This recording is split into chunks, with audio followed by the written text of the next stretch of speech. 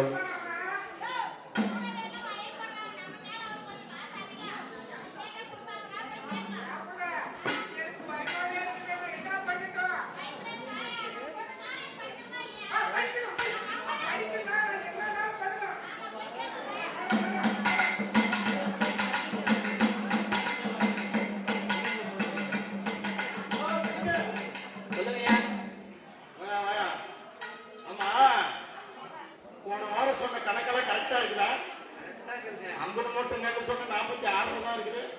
மீதி மூட்டை மூட்டை எங்க போயிடுச்சு? லஞ்சம் கொடுத்துட்டா அப்பெல்லாம் போய் பண்ணுங்களையா? சரி சரி, பருத்தி குடோன்ல தான் பருத்தி இருக்குதுண்ணா. ஆனா குடோன்ல வெறும் பஞ்சு மட்டும் தான் இருக்குது, பருத்தியை காணும். இருக்குதுங்க ஐயா, எல்லாம் கரெக்டா, எல்லாம் கரெக்டா இருக்குது. சரி சரி, யாரும் அம்மா யாரும் வரலாட்டீங்க நம்ம வீட்டுக்கா?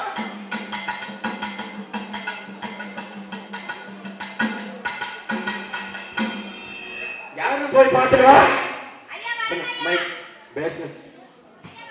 வாங்க வாங்க வாங்க வாங்க.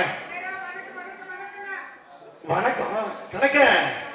நம்ம என்னைக்கு வராதவங்க இன்னைக்கு வந்திருக்காங்க. அட வா முடியா, என்னைக்கு வராதவங்க இன்னைக்கு வந்திருக்கீங்க.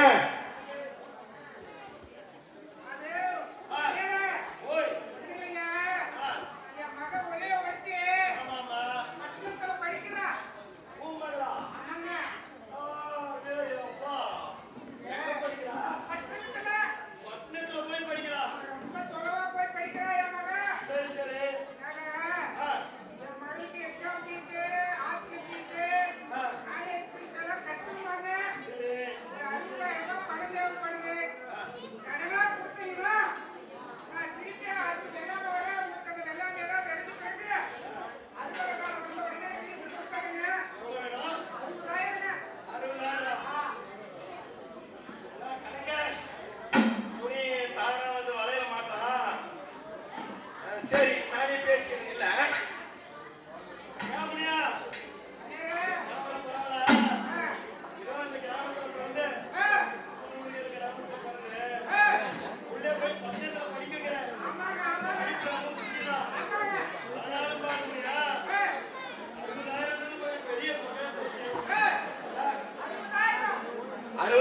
கொஞ்சம் பெரிய தொகையா போச்சு. நான் உன் மேல நம்பிக்கை இல்லாம இல்ல, நீ கொடுத்தவனே எனக்கு தெரியும். உன் மேல நம்பிக்கை இல்லாம இல்ல. இருந்தாலும் ஒரு விஷயம் என்னன்னா, உனக்கு அந்த ஒரு ஏக்கர் நிலம் இருக்குல்ல, அந்த நிலம் பார்த்தனா சுத்தியும் நம்மளுக்கு நிலம், நடுவுல மட்டும் அது கொஞ்சம் அப்படியே நிக்குது. அதை கொடுத்துட்டேன்னா உனக்கு அதுக்கு மேல 1 லட்சம் ரூபாய் சேர்த்து வைக்க, ஒன்னா சேர்த்து போட்டு பொண்ணு படிப்போட சேர்த்து கல்யாணம் சேர்த்து பண்ணிக்கலாம். ஓய், அது ஒண்ணு இல்லப்பா முடியா. உங்களுக்கு 1 ஏக்கர் நிலம் இருக்குது, சுத்தி இருக்கிற வயக்காடு கூட நம்மளே தான். சரிங்களா? அதை வச்சு ஒரு பொட்டை பிள்ளை வச்சு நீ என்ன பண்ண போற சொல்லு பார்க்கலாம். நாளைக்கு உனக்கு எதுவும் இல்லை, ஒரே இருக்கிறது ஒரு பொட்டை பிள்ளை தான். அதனால அதை மட்டும் நம்மளுக்கு கொடுத்துட்டேன்னா பிள்ளைக்கு படிப்பு செலவாச்சு, கல்யாண செலவாச்சு, 1 லட்சம் சேர்த்து வைக்கப்பா கையோட.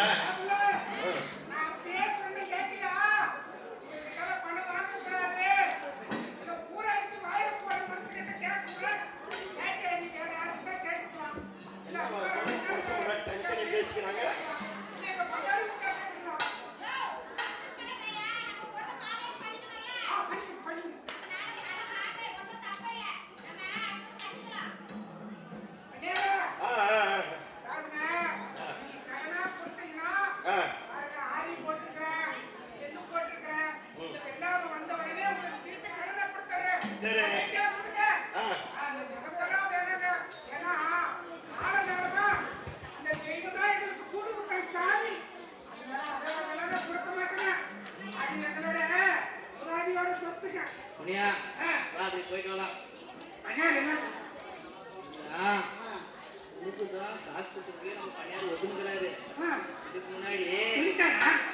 ஆளுங்கெல்லாம் வந்தா பண்ணையார் டீல் பண்ணுறதே வேற. அதனால பண்ணையார் எங்க சொல்றாரோ அங்க கையெழுத்தை போட்டுட்டு அழகா ஒரு மகளுக்கு பணத்தை வாங்கிட்டு போய் பீஸ் கட்டு. நாம ஞாபகம் கேட்டுக்கலாம் வா.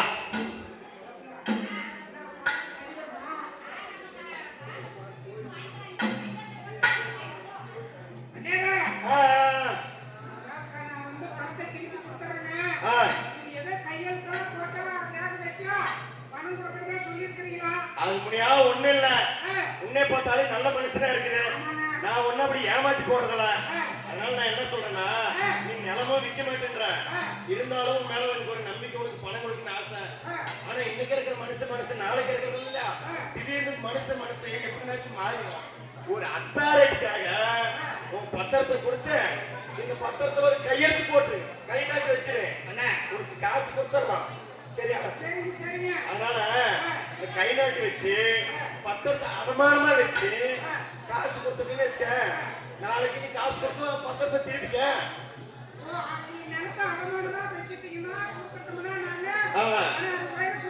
கொடுத்துறோம்.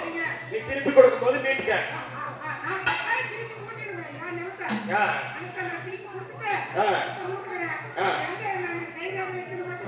கணக்கு கரெக்டா கை நீட்டு வாங்க.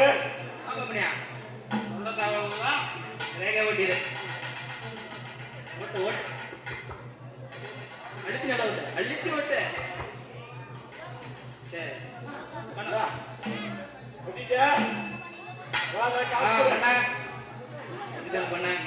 கரெக்டா எண்ணி பார்த்துக்குப்பா. 60,000 அப்படியே இருக்குது. நான் மாசம் வட்டி கூட எடுக்கல. ஆனா ஒண்ணு, கரெக்டா வட்டி முதல்ல திருப்பி கொடுத்துரு, உன் இடத்த நான் கொடுத்துறேன். சரியா? சரி. கணக்கு பத்திரமா இருக்கட்டும். அவனே நம்மளுக்கு போட்டு எழுதிக்கிறான். வெட்டு பத்திரத்துல கையெழுத்து வாங்கிக்கிறான். விவரம் தெரிஞ்ச கணக்கு நீ என் மேல எப்படி மாத்தணுமோ அப்படி மாத்திரு. சரியா? போலாமா? சேர்க்கணும்.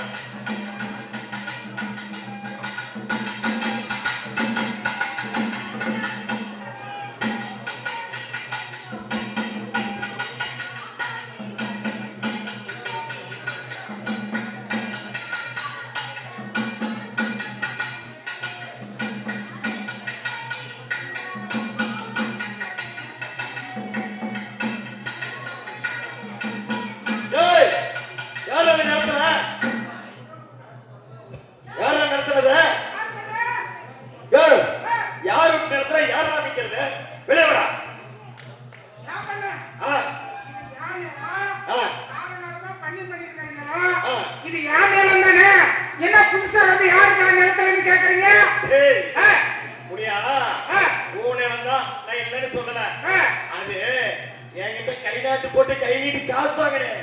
அன்னைக்கு வைக்கினா அது ஓ நிலம், என்னைக்கு இது ஏன் நிலம் போறவில்லை. என்ன பண்ண? அன்னைக்கு அடமானம் தான் வைக்கிறேன்னு சொன்னீங்க, கடைசியா கை நாட்டு வச்சா ஏன் நிலன்றீங்க. இங்க பாரு பண்ண, இதெல்லாம் சரியில்லை. இது ஏன் நிலம்? ஏமாத்தாதீங்க பண்ண. வளவளன்னு பேசாத. நான் யாரையும் 10 ரூபாய் ஏமாத்தி போய்க்கிறேன்ல. என்னைக்கு நேர்ம ஞானியும் நான் எத்தனை வாழ்றவன். அதனால என்கிட்ட நீ கை நீட்டி காசு வாங்கிட்ட, காசு வாங்கி கை நாட்டு போட்ட ஏது ஏன் நிலம் நிலத்தை விட்டு வெளியே.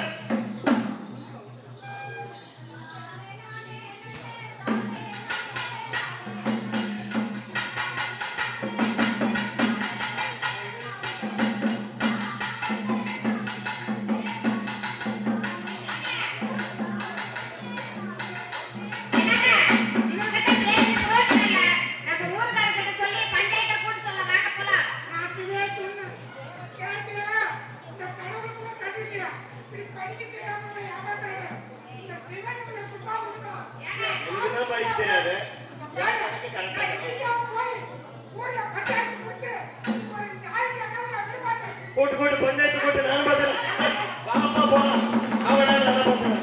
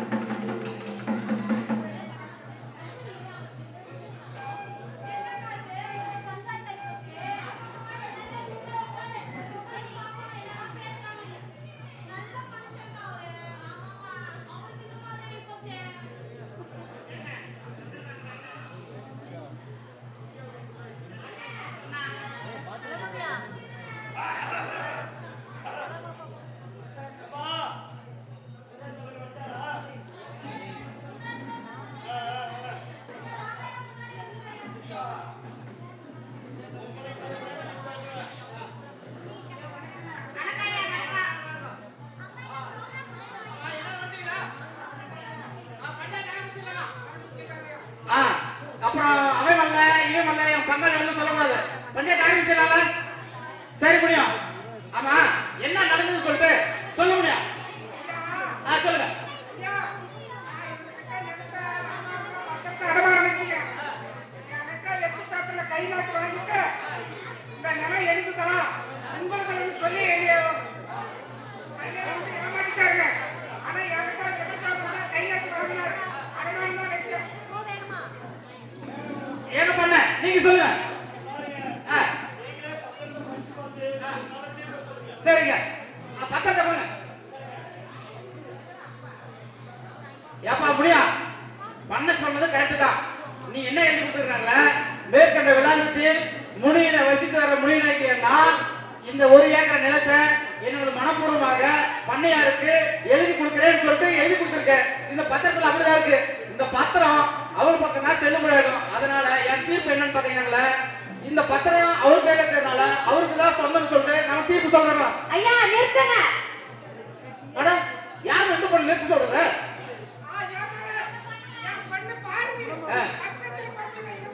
அப்படியா? சரி சரி. அம்மா எதுக்கு நிறுத்த சொன்ன பஞ்சாயத்தை? ஐயா நீங்க என்ன தீர்ப்பு சொன்னீங்க இப்ப? அதாவது உங்க அப்பா வந்து பண்ணையார்கிட்ட வாங்கின காசுக்கு இந்த நிலத்தை நான் எழுதி கொடுக்கறேன்னு சொல்லிட்டு பத்திரத்துல எழுதி கொடுத்துருக்காருமா. ஏதா அந்த பத்திரத்தை கொடுங்க நான் பாக்குறேன். பாருமா. ஏப்பா இந்த கை நாட்டு வச்சது நீங்களாப்பா?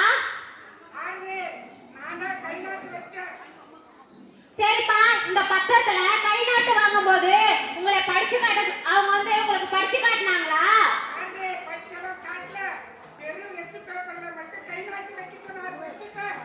சரிங்கப்பா நீங்க ஓரமா நில்லுங்க. இனிமே நான் பாத்துக்கிறேன்.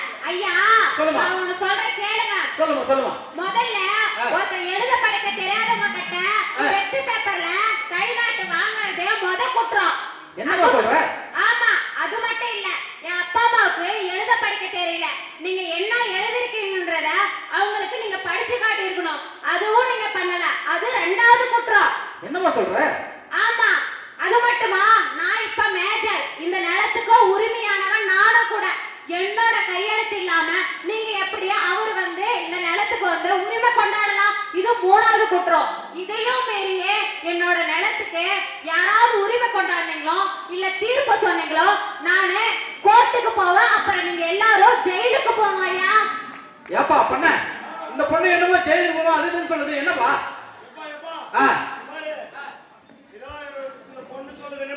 நினைக்காதீங்க. ஏதோ புள்ள வந்து தெரவே பேசுது. அதனால நான் என்ன சொல்றேன்னா, பாருங்க நிலம் என்னமோ அவங்களுக்கு தான், கிணறு அவங்களுக்கு தான், நிலம் அவங்களுக்கு. அப்பா முடியாது ஒத்துக்கணும். நிலம் ஒண்ணு தான், நிலத்துல இருக்கிற கிணறு ஒண்ணு தான். ஆனா நான் கை காசு போட்டு நிலத்தை ஆழப்படுத்தி தண்ணி வர வச்சிருக்கிறேன். அதனால ஏதோ இந்த புள்ள பேசுது கோர்ட்டுக்கு போறதுனால பயந்துக்குன்னு நினைக்காதீங்க. நான் தைரியமான ஆளு. ஆனா நிலத்தை அவங்களுக்கு கொடுத்துட்றேன். என் காசை கொடுக்குற சொல்லிருங்க. நிலத்தை அந்த கிணத்துல இருக்கிற தண்ணி என்னது, என் தண்ணி ஒரு சொம்பு தண்ணி கூட பயன்படுத்தாம அவங்க பண்ணை மணிக்கு சொல்லுங்க, விட்டுறேன். ஏமா பண்ணையார் சொன்னது கேட்டுச்சா? நிலமும் உங்களுக்கும் கிணறு உங்களுக்கும். ஆனா அவர் கை காசு போட்டு அந்த கிணத்தை தூர்வாரி தண்ணி வர வச்சுக்கிறாரு. அந்த தண்ணியை எடுத்து நீங்க பண்ணைய பண்ணக்கூடாதுன்னு சொல்லியிருக்காரு. அந்த மாதிரி பண்ணாத இருக்குமா? ஐயா அவரே சொல்லிட்டாரு, நீங்களும் கேட்டீங்க. அந்த நிலம் எங்களுதுதான், அந்த கிணறும் எங்களுதுதான். எங்களோட நிலத்துல எங்க கிணத்துல அவரோட தண்ணிக்கு என்ன வேலை? நான் இப்ப சொல்றேன், 24 மணி நேரம் இந்த பண்ணையாருக்கு டைம் தரேன். என்னோட நிலத்துல ஒரு சொட்டு தண்ணி கூட சிந்தாம அந்த கிணத்துல இருக்கிற தண்ணிய மொத்தத்தையும் அவர் எடுக்கணும். அப்படி அவர் எடுக்கலன்னா ஒவ்வொரு நாளுக்கும் ஒவ்வொரு நிமிஷத்துக்கும் அவர் வந்து எனக்கு வட்டி பணமா கொடுக்கணும். ஓ அபராதம் கட்டணும் சொல்றேன். ஆமா. ஏன் பண்ண புரிஞ்சா? அந்த கிணத்துல இருக்கிற தண்ணிய நீ எடுத்துக்கோ. ஆனா ஒரு சொட்டு தண்ணி கூட என் நிலத்துல படக்கூடாது. அப்படி பட்டுச்சானவோ அந்த கிணத்துல தண்ணி இருந்துச்சாரோ எனக்கு நீ அபராதம் கட்டணும் சொல்லுது. பாத்தியா படிச்ச பிள்ளை எப்படி சொல்லிருக்குன்னு? ஐயா இந்த பஞ்சாயத்தாரும் சரி ஊருக்காரும் சரி எல்லாரும் நீங்க மன்னிச்சுக்கங்க. ஏதோ சொத்து சுகத்துக்கு ஆசைப்பட்டு ஊரெல்லாம் ஏமாத்தி 10 காசு கூட படிக்க தெரியாதவங்க கை நாட்டு வாங்கி இப்படி எல்லாம் ஏமாத்திட்டீங்க.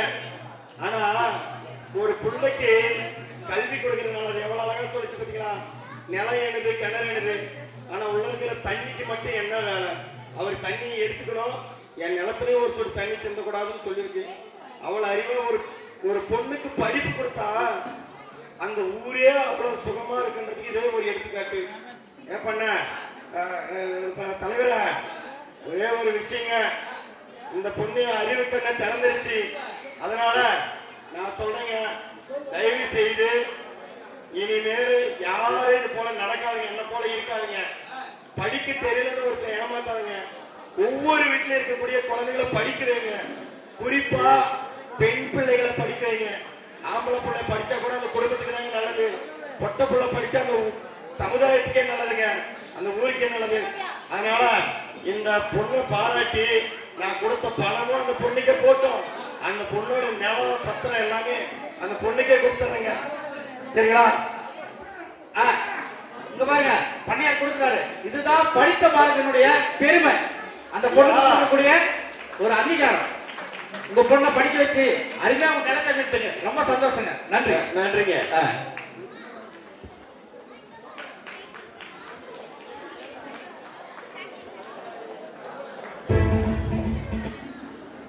நன்றி.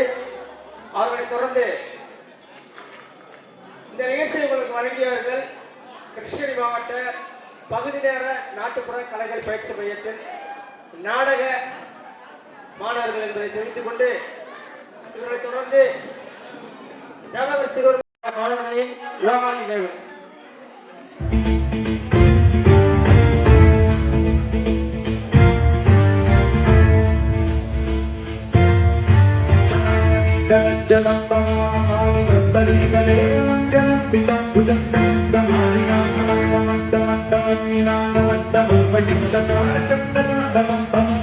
Sure.